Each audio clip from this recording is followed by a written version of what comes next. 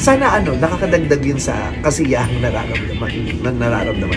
Kung ano man ang pamamaraan nila ng pag-cope, suportahan natin yun. Magandang buhay mga kakwentuhan. Atin na namang pag-uusapan ang talagang walang katigil-tigil hanggang ngayon, trending pa rin ang hiwalayang Katniel. At dahil dyan, pati natuloy si Vice Ganda ay nakapagbigay ng kanyang saloobin. At mga kakwentuhan, ating kapanayamin kung ano ang masasabi ni Mimi Vice Ganda tungkol sa hiwalayang Katniel. Mimi Vice Ganda, ano ba ang inyong saloobin tungkol sa kumalat at talagang pinatotohanan na di umano'y hiwalay na talaga ang Katniel? Ano bang inyong saloobin?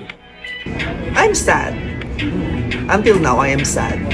Yun lang, yung damdamin ko bilang malapit sa kanilang dalawa, bilang fan nilang dalawa, yun, malungkot ako. Siyempre wala namang, parang hindi yata normal kung magiging masaya tayong nakikitang may dalawang taong malungkot at dalawang taong dating masaya tapos ngayon hindi na masaya sa piling ng isa't isa. So, yun, normal na damdamin lang din katulad ng lahat. Malungkot lang.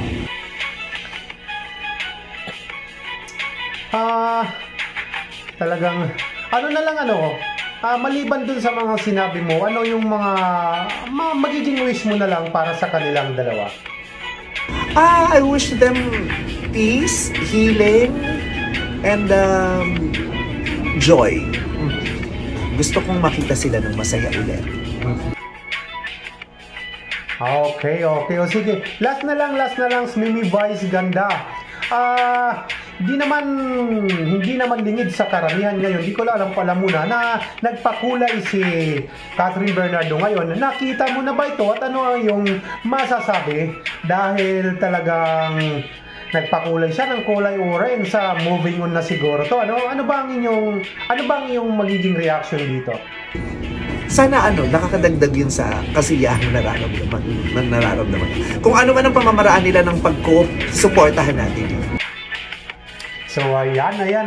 Maraming salamat sa iyo, Mimi Vice Ganda, ingat ka lagi. So ayan mga kakwentuhan, ating narinig ang mga sinabi ni Mimi Vice Ganda tungkol sa hiwalayang Katniel.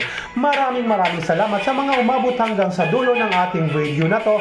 Maraming salamat. At sa mga bagong napadpad lang sa ating munting channel, baka naman po pwedeng humingi ako ng isang subscribe dyan mga kakwentuhan. At kung nagustuhan ninyong ating video, baka naman po pwede na rin paki-like at paki-share. At huwag niyong kalimutan na pindutin ang notification bell para lagi tayong updated tuwing merong bagong video na ina-upload ang Kali Kwento. Ito nga pala si Dean Fernan ang nagsasabing mag-ingat po tayong lahat. Maraming salamat!